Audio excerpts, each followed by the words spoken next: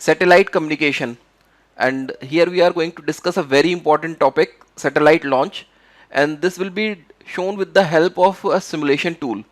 So let's move towards the simulation tool. So this is the simulation tool. Here you can see the earth, and on earth a cannon is mounted here. So the speed with which the cannon throws the ball can be controlled with the help of this slider. At present the speed slider is set to 0.01 km second, and here are the instructions. So I will read the instructions for you. Imagine you could fire a cannonball from a very tall mountain. So this is the very tall mountain. From here you can fire the cannonball earth. Now we'll see the next part. If the cannonball makes it all the way around the earth without hitting the ground, it will end up where it started. It will come back to the top of the mountain and will have the same speed it started with. So as long as it doesn't hit the cannon, and if we neglect the air resistance, it will go around the earth again and again forever. We call this behavior orbital motion. The cannonball is orbiting the earth.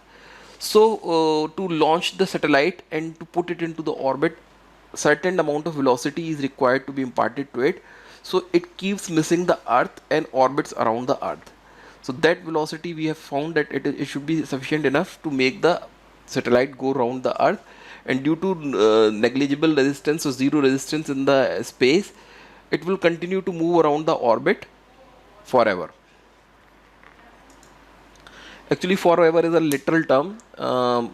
After some time, when fuel finishes and due to various orbital perturbations, satellite do lose its orbit, and after 10 to 15 years it becomes unusable. Now you might have noticed that when the cannonball is in a circular orbit, its speed doesn't increase even though it's falling. This is because it isn't getting any closer to the surface of the earth. It is falling around the earth rather than falling down.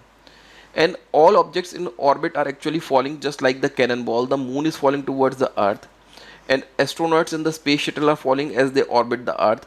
Similarly, the earth is falling towards the sun. Luckily, the earth is moving so quickly that it never crashes into the sun. So whenever we launch something, we'll start with 8 kilometer again. We know that at 8 kilometer it will orbit around the earth. See, we set it at 8, and then we fire it. So it will go around the earth in the orbit. So this motion is known as orbital motion. This ball is falling down towards the earth due to the gravitational pull, but it is also missing it by the same amount due to the sideways velocity. Similarly, the earth, moon and other planets are also falling. Earth is falling towards the sun, moon is falling towards the earth, but the amount they fall, they also miss it by the same amount due to their sideways velocity. So they keep rotating and they do not crash into each other. So now let's look at how the motion of the cannonball is affected by its mass. Mass means if we change the mass, so will the motion change, will the time change, or if two satellites of different mass are traveling, so will their speed vary, or what we'll see through this simulation again. Now we'll reload, and we reload that. Suppose it is traveling again at 8 kilometers and mass is 1 kg, and we'll see what happens. At 1 kg, 85 minutes and 7 seconds. Again reload, we increase the mass to 2 kg, or say 8 kg, we increase to 8 kg, and then we fire and see what happens. Again 85 minutes and 7 seconds. So there is no change of increase in mass. We have increased the mass 8 times. Now we again will reload, and we now will make it 24. Fire. Again 85 minutes. So there is no impact of the mass. Now reload, and we will make it 100 kgs, and we fire it. So the result is the same. Then we can conclude that there is no effect of the mass on the speed and time period of the satellite. So we'll continue. How does the varying mass of the cannonball affect the cannonball's motion? For circular orbit, as the mass is increased, the orbital speed must be increased. No, this is not true. For circular orbit, as the mass is increased, the orbital speed must be decreased. No, this is also not true. As the mass is increased, the cannonball falls towards the earth more quickly. No, mass does not have any effect. And finally, the cannonball's mass does not affect its motion. So this is true, and this is the correct answer. So we proceed next further.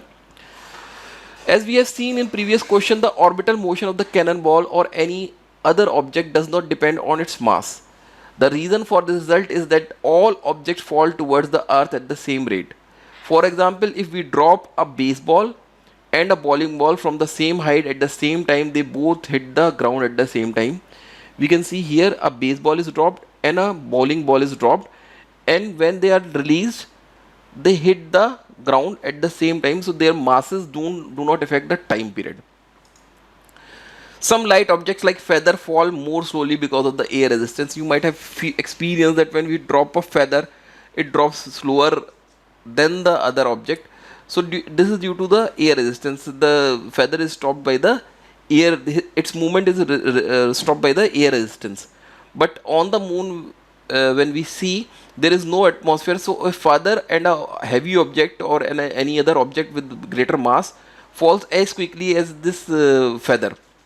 So for similar reasons, the motion of a planet orbiting the sun does not depend on the planet's mass. Thank you, that's all.